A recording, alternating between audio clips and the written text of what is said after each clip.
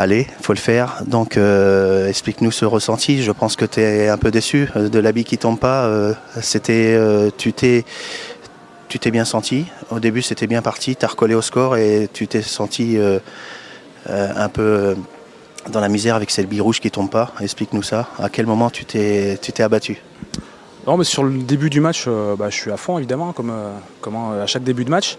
Et puis je crois que la première partie, elle est hyper importante dans un match, même en 7 manches gagnantes. La première partie, on tricote un peu, on rate beaucoup l'un et l'autre. Et puis à l'arrivée, finalement, c'est Mickaël qui la gagne.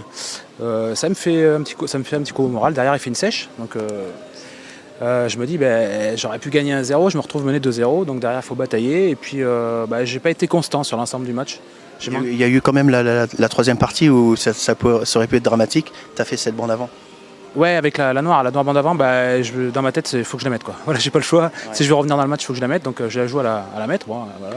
En bande, je me débrouille pas trop mal en général, donc j'en mets quand même des bandes avant. J'ai vu, mais tu étais souvent confronté à cette attaque et pas finaliser l'attaque, ce qui fait que tu t'es dit il faut pas le laisser partir. Ouais, et puis en fait, sur l'attaque, c'est ce qui m'a manqué un peu tout le week-end, quoi. Donc j'ai bataillé hier toute la journée. À tous les tours, j'ai bataillé, j'ai pas fait beaucoup de fermes dans le week-end. J'ai joué un petit peu tactique à l'ancienne. Bon, c'était pas brillant, mais bon. Mais on s'était croisés, t'avais chaud, il faisait chaud, c'était insupportable. À l'écart, t'as souffert en demi aussi.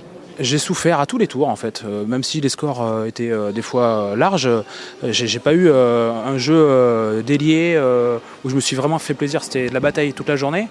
Et là encore en finale, j'ai manqué de constance, j'ai fait quelques jolis coups, quelques fulgurances, mais voilà, ça suffisait pas pour gagner Mickaël qui lui a été constant sur tout le match. Voilà. Et quand il fallait fermer les tables, moi j'ai des tables ouvertes que j'ai pas fermées, voilà, c'est logique.